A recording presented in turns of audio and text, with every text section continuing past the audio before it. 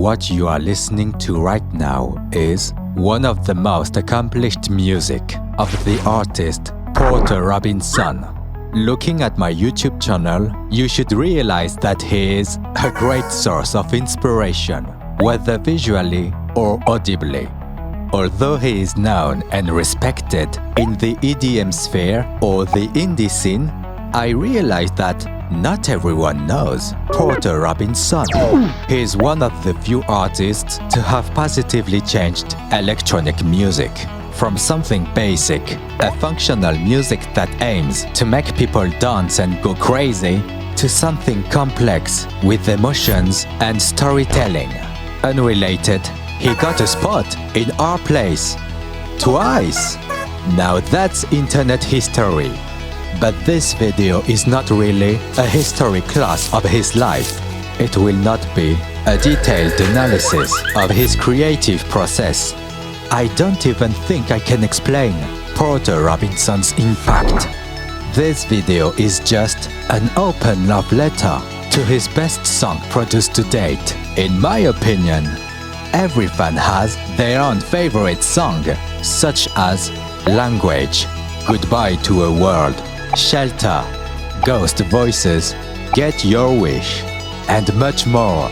Today, I'll talk about a forgotten song called Shepherdess that should have been in his first album Worlds in 2014. Then, a live show exclusive version of Shepherdess played for the first time at the Electric Forest Festival in 2016. This song is called She Heals Everything. What's amazing about this song, it combines all the different styles that Porter used in his musical career, from Spitfire to Nurture, crossing virtual self. It's perfect for a short retrospective of his music and wonder why it has changed over time. Hi, I'm Airneko, and welcome to this new video about Porter Robinson's best song you've never heard.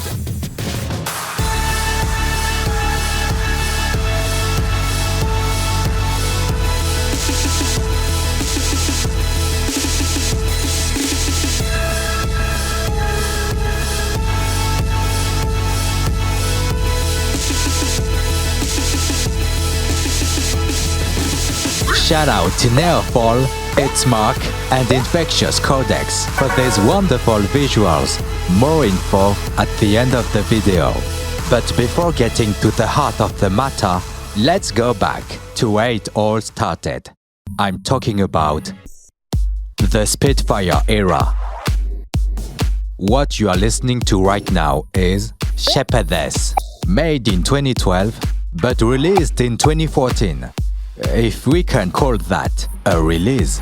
As I said in the introduction, Shepherdess was supposed to be in the album Worlds, but it didn't happen. Instead, it was included on the B-side of the Lion-Hearted vinyl, exclusively for the World's limited edition box set. Now that's oddly specific. Is this song a bonus track or a hidden track? Bonus because it's an extra song for a limited edition album included in the B-side of a single, and hidden because it's not part of the official album tracklist but added in a standalone vinyl. Either way, I'll call this song a forgotten track.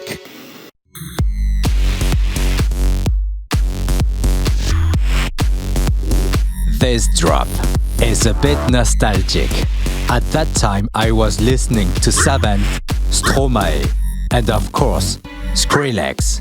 Surprisingly enough, I didn't know Porter Robinson and his EP Spitfire, signed by Skrillex as the first release for his label Ausla in 2011. So, let's see what the tracklist is made of. As expected, there is electro house. Less expected, there is Moombaton, a mix of house music and reggaeton. Finally, there is dubstep. I would like to focus on the title track, Spitfire, to answer the question, what is the connection between Spitfire and Shepherdess? The answer lies in what we're listening to right now, the arpeggio, more commonly known as harp. Listen to the intro of the song Spitfire. Oh shit, there goes my monetization. Anyway, this harp is similar to that of Shepherdess, but the harmony, melody and key are not the same. Spitfire is in F sharp minor, the relative key of A major, the key of Shepherdess. Now, short speculation. The harp in Spitfire sounds like an arpeggiator in FL Studio, a tool present in some synthesizers allowing to convert chords into arpeggios. Although this tool helps to create something cool, easily and quickly, relying entirely on it may seem lazy in its ease and repetitiveness. While the harp in Shepherdess is more complex and creates a rhythmic melody in the high notes. If the previous harp sounded mechanical, the harp we hear now sounds more alive because there are variations of arpeggios, allowing to create something cooler. You don't realize it by listening, but looking at the score, there is a genuine effort in the melody, harmony, and rhythm to create a pleasant dynamic to listen. Fine, I'll stop being a music nerd. Although Spitfire did well, to the point of reaching the #1 spot on the iTunes Dance chart and crashing the Beatport servers, in 2011, competition is tough. And I have to admit that Spitfire songs have aged badly compared to the hits from that era. However, I know a song that has aged better, Shepherdess. So, why didn't Porter Robinson officially release Shepherdess? He must have his reasons. Maybe Shepherdess was submitted too late, like the song Hollow Heart. Maybe Shepherdess' musical style was too different from his album Worlds. The real reason remains unknown. But what we do know is that Porter Robinson doesn't like Spitfire anymore. I don't think he denies his Spitfire era, as many would have thought. It's just that EDM stopped being appealing to Porter. It shows that he evolves over time, and that he is a true artist who renews himself. Think of these eras as cycles. There is a beginning and there is an end, but it repeats and renews itself each time. Spitfire laid the foundation of Porter Robinson's career, and his music, in a feeling of passion and frustration, was born his first album, which brings us to, you've guessed it, the Words era. Ah yes, the beloved era. Those violins reminiscent of fellow feeling, the grandiose aspect of Goodbye to a World, and the chord progression of Shepherdess. It is time to get to the heart of the matter with the song She Heals Everything. The great particularity of this piece is its versatility. It is divided into several parts, each representing different musical styles. In addition, each change of parts is accompanied by a tempo change, starting with a tempo of approximately 70 BPM, slowly accelerating until it reaches 124 BPM. Although this is something you rarely find in music today, this acceleration build-up in the intro was pretty popular in EDM. Some notable examples: Opus by Eric Prydz, Living iPod by Savant, and Velophobia by Airneko. Wait! Is that the song from the video? God. I made a banger using Homophobia and Porter. Sorry, I must kill my ego. Besides, this sentence makes no sense. However, it's a good transition to talk about a song that is close to my heart. Fellow Feeling was my favorite song from Porter Robinson before I recently found She Heals Everything. Although these songs have similarities in their chord progressions, there are too many differences to think of a direct link between them. But I like to think of a continuity between these two songs. Here are the thoughts that cross my mind about Fellow Feeling. A wound that hasn't healed, a death without mourning, a breakup with EDM, and here are my answers regarding She Heals Everything. A healing, a mourning, a reconciliation. Not that Porter went back producing EDM, but what he learned yesterday is still useful today. Look at Shepherdess, a track left aside for years, then sublimated for a live version. Yes, he did a lot of live edits, but She Heals Everything is one of the rare songs he publishes himself for free download, allowing me to make this video.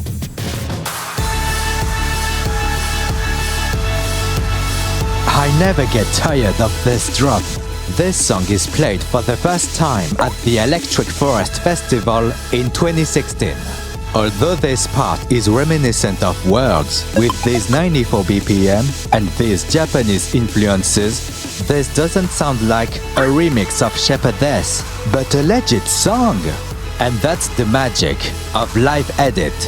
During his Words live tour, Porter worked on new sounds and visuals to create an experience only possible live, making his music more alive. Everything seemed to be going well. With his album Words, Porter seemed to have found the winning formula. But unfortunately, life is full of trials. Between the release of his first and second album, Porter Robinson had to face many struggles.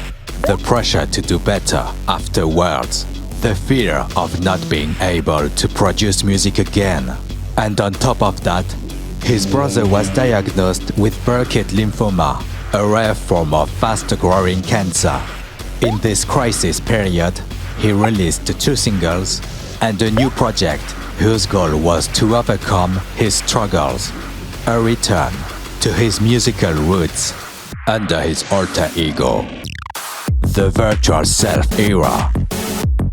We are in the shortest, the loudest, and the most complicated part.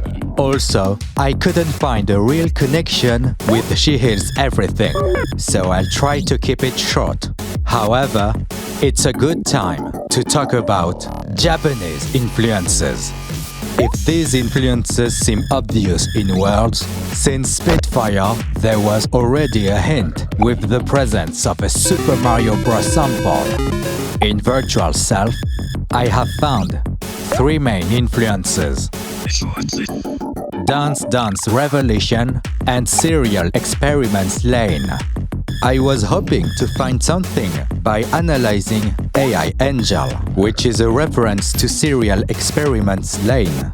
On the surface, there are similarities: the key, the arpeggio, the audio mixing, which is interesting because Porter wanted to reproduce the music of his childhood using today's technologies.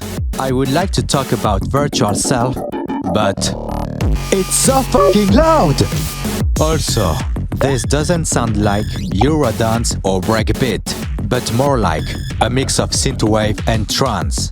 In a.i.ngel, we have arpeggios and rhythmic variations. In this part of She Heals Everything, we have the same bass and the same rhythm that repeats itself in a loop. It feels restrictive, aggressive, and repetitive.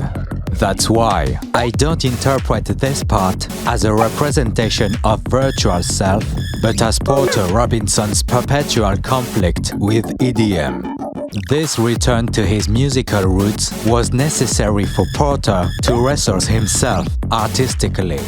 And with the pressure on his name, this was only possible by taking the appearance of another self, Virtual Self.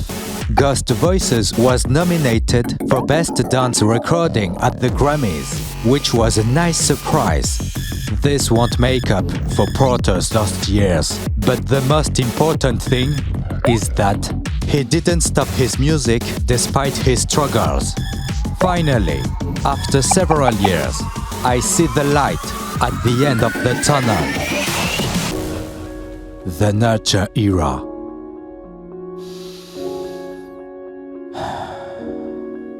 Finally some peace.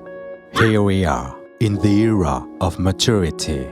After the loudest part, we end on the quietest, the slowest, and the sweetest part. Quite a violent contrast, but at the same time, there is something cathartic. I would even go to say that there is something comforting. If we put the lid of something comforting here,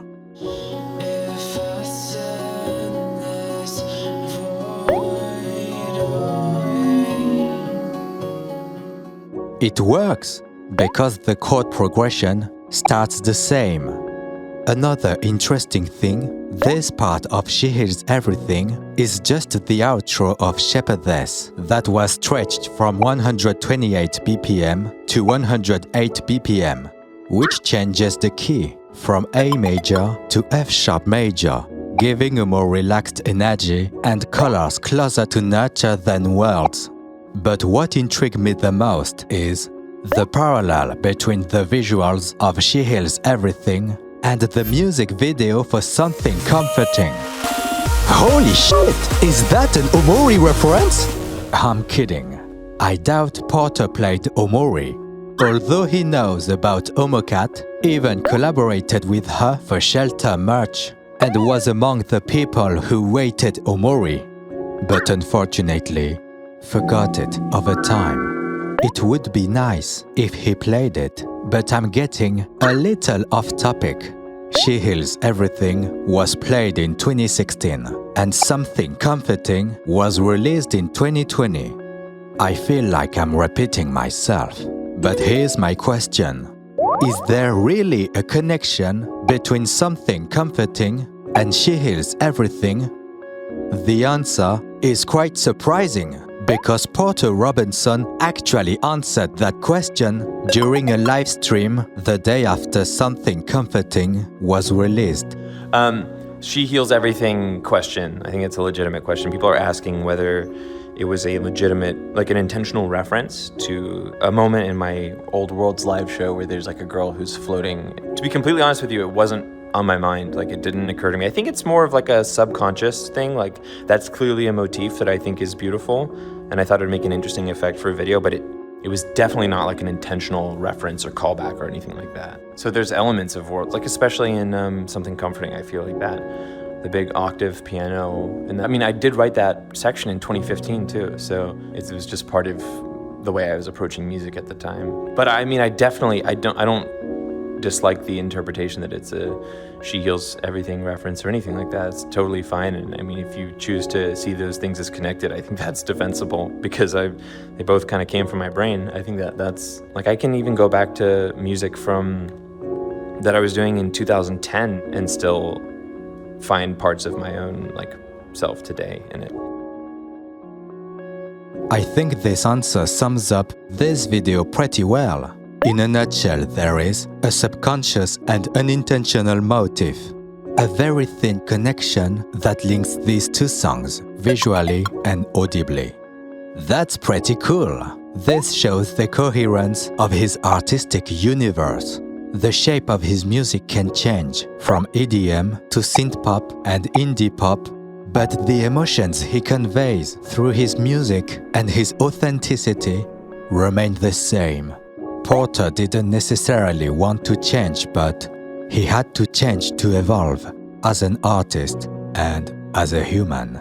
As I said before, life is full of trials, but Porter knew how to learn from it. After his brother Mark Robinson recovered from Burkitt's lymphoma, his family launched the Robinson Malawi Fund to improve the conditions of pediatric and patients in Malawi, Africa, where Burkitt's lymphoma is very common, but resources are scarce. This experience gave him determination and inspiration to write Nurture that was a breath of fresh air. And I like to think that last part of She Heals Everything, which was played in 2016, as a premeditation of Nurture that was inspired by something comforting he wrote in 2015. As this music comes to an end, I just wanted to say that I'm so glad Porter Robinson didn't stop making music. Nurture came out in a tough time for everyone. This album helps me to be motivated every day and to become a better person. So thank you, Porter, for pushing us forward. Sometimes the inner voice is encouraging, calling for you to run those final few yards. You're nearly there. Keep going, keep going, keep going, keep going. It will all be okay in the end. But this video is not over yet. So here's my final question. Why is She Heals Everything my favorite song? I had this video idea a few months ago when I was listening to this music while jogging. And wow, I started having deep thought. The first part, representing childhood. This acceleration build-up in the intro is like a baby learning to walk and then a child learning to run. The second part, representing the young adulthood, the moment you're at your prime. At this tempo, you can either choose comfort, security, and walk at 94 BPM, or you can run after your dreams at 188 BPM, even if you can hurt yourself. The third part, representing the middle adulthood, face the challenges of life, the struggles symbolized by these syncopated noises, facing the ups and downs, realizing how fragile and precious life can be. And the last part, representing elderhood, taking your time at 54 BPM. In a world that is going too fast, it's okay to pause for a moment before heading back. That was my personal interpretation before making this video. As we come to the end, images flash through my mind. The Spitfire debut as a DJ, the moment worlds broke through, the inner struggles during virtual self, and the calm after the storm with Nurture. More than a song, it's the experience of everything Porter's been through, the end of a cycle and the start of a new one, the story of a destroyed Porter Robinson and She heals everything. I would like to thank Neofall for making the most faithful version of She Heals Everything and for allowing me to use it. Thanks to Itzmark for making the first remake of She Heals Everything and rendering the falling girl animation without the flickering. Thanks to Infectious Codex for animating the falling girl scene. And thank you for watching my last video of 2022. Happy holidays!